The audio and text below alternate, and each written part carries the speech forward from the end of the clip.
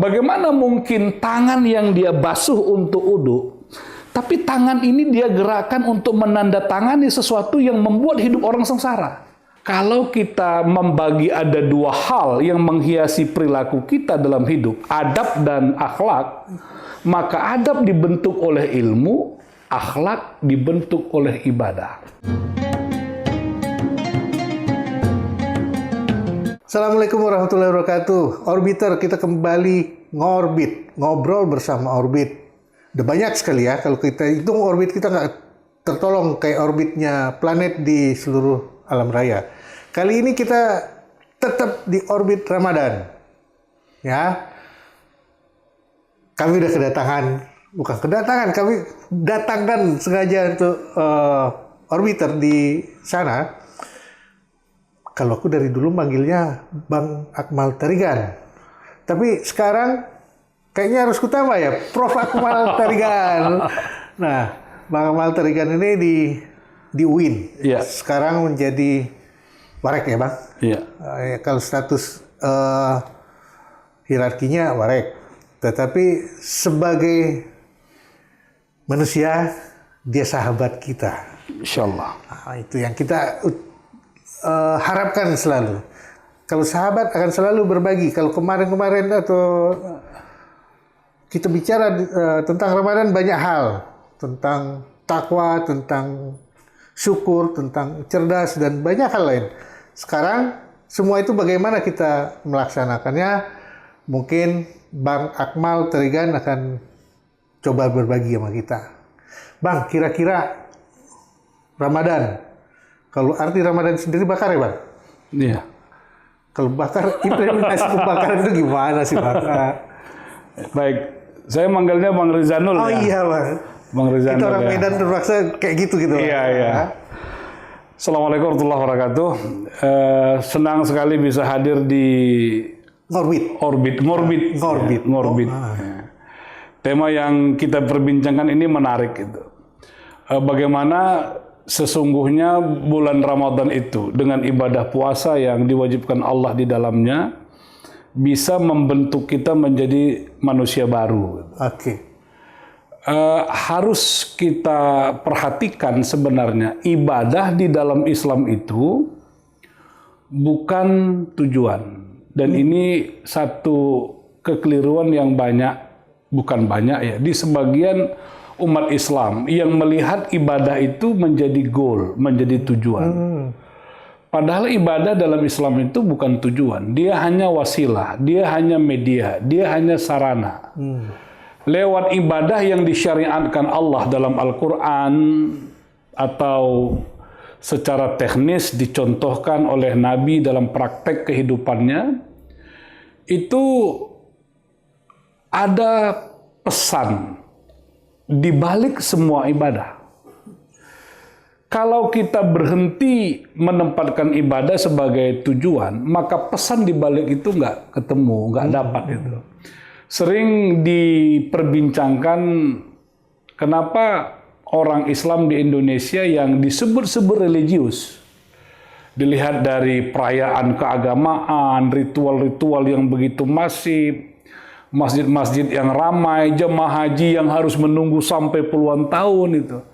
Tapi perilaku keseharian sebagian besar umat ini, seperti yang tampil dalam realitas sosial, kita perhatikan di media-media massa, media-media sosial, tidak mencerminkan dari ibadah yang dikerjakan. Kenapa seperti itu? Ya karena umat Islam itu sebagian besarnya, kita tidak bisa mengatakan semuanya ya, sebagian besarnya itu menempatkan ibadah sebagai tujuan. Begitu dia sudah selesai sholat, selesai. Dia menganggap dia sudah melaksanakan perintah Allah. Begitu dia selesai melaksanakan puasa Ramadan, dia menganggap kerjanya sudah selesai. Padahal ibadah itu sekali lagi adalah sarana wasilah yang Allah jadikan sebagai antara untuk sampai pada satu kondisi ideal. Kita lihat ya pada ayat puasa yang kemarin mungkin Bang sudah dibahas ya. Ya ayyuhalladzina amanu kutiba alaikumussyam. Ya. Wahai orang-orang yang beriman, diwajibkan atas engkau berpuasa. Dan jangan engkau menganggap puasa ini menjadi sesuatu yang baru yang hanya untukmu.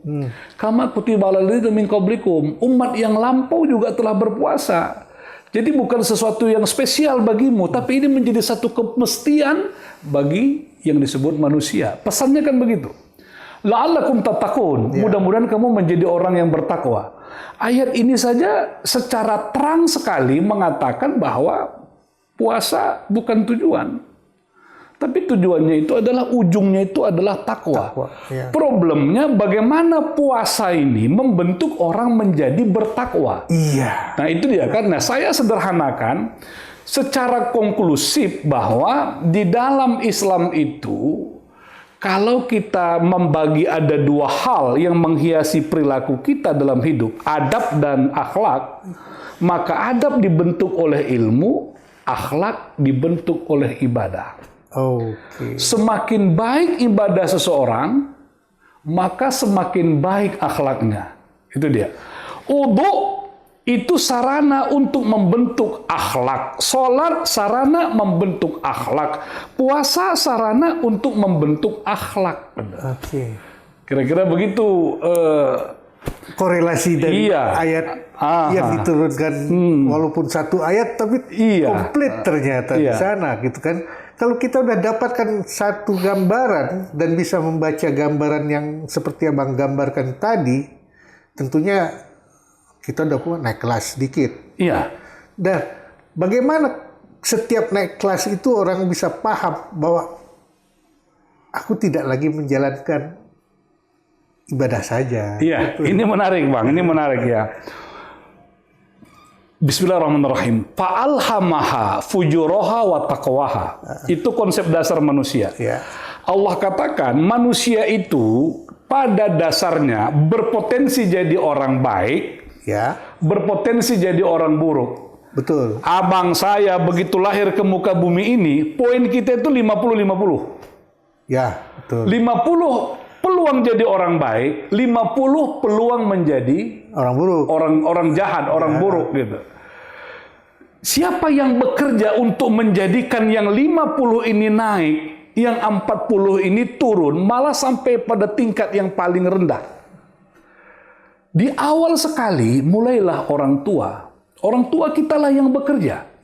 Sehingga potensi baik kita yang 50 itu bergerak naik ke atas. 60, 70.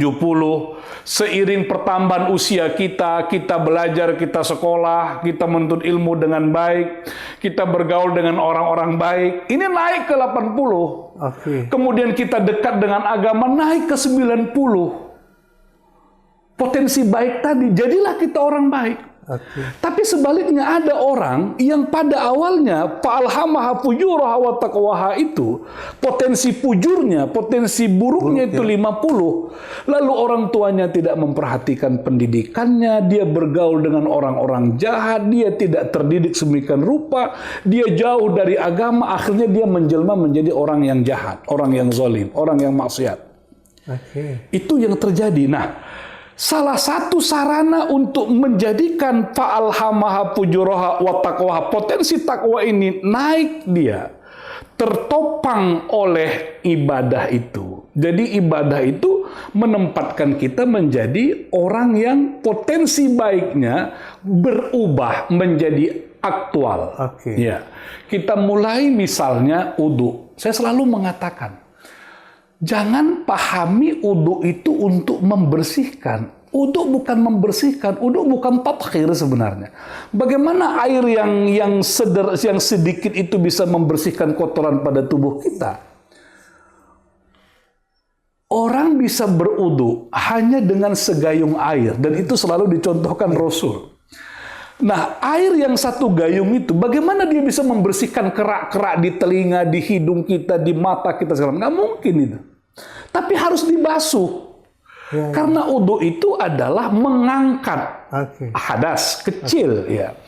Tapi pesannya itu di balik apa yang dibasuh dalam anggota wudu, itu ada yang disebut batin udu itu. Jadi orang harus masuk ke batin udu.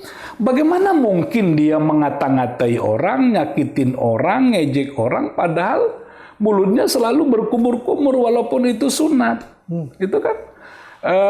Bagaimana mungkin tangan yang dia basuh untuk udu, tapi tangan ini dia gerakan untuk menandatangani sesuatu yang membuat hidup orang sengsara. Padahal tangan ini dia basuh ketika setiap kali berudu. Bahkan mungkin dengan niat dan doa tertentu. Iya itu. Iya. Lalu dia bawa angkat takbir.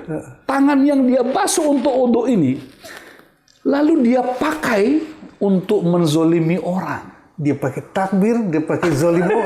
Aduh. Itu kan nggak mungkin. Mestinya tangan yang dia basuh dalam udu, lalu yang tangan yang dia bawa dalam takbir ini, tangan inilah yang melahirkan kemaslahatan, kemanfaatan itu. Membasuh telinga itu ya, membasuh telinga. Kenapa telinga dibasuh? Untuk mengangkatkan potensi telinga kita yang bahagia kalau mendengar aib orang lain.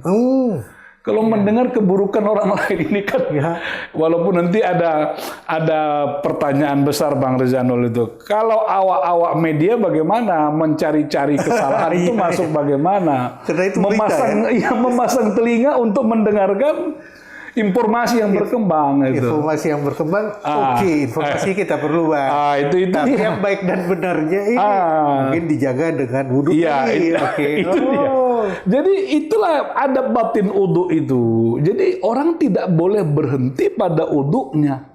Tapi di balik itu apa yang diinginkan Allah ketika mensyariatkan wudu. Itu kan yang paling penting. Kalau kita basuh kepala kita, masa kepala ini kita gunakan untuk berpikir bagaimana menghancurkan orang lain? Padahal kepala ini kita basuh. Kepala ini iya kita bawa sujud. Tapi kepala ini kita tugaskan untuk berpikir sedemikian rupa menghancurkan orang lain. Kong kali kong kata orang sekarang ya. Kita belum masuk bagaimana puasa membentuk akhlak yang lain. Itu dia ku tengok kan. Mengalir betul seperti 1831 sampai 186 yang Abang gambarkan. Memang potensi manusia itu di situ dinyatakan. Kalau kau nggak pintar, kau akan bodoh segala macam. Nah, ketika kita sudah berupaya, tapi kan tetap ada selalu godaan seperti yang Abang bilang tadi, yang mungkin kurang dari orang tuanya atau segala macam. Tapi kan kita diberikan akal, Bang. Nah, kenapa kita nggak coba pergunakan itu ketika kita dikasih kesempatan di bulan Ramadan ini? Ini kan terbuka semua.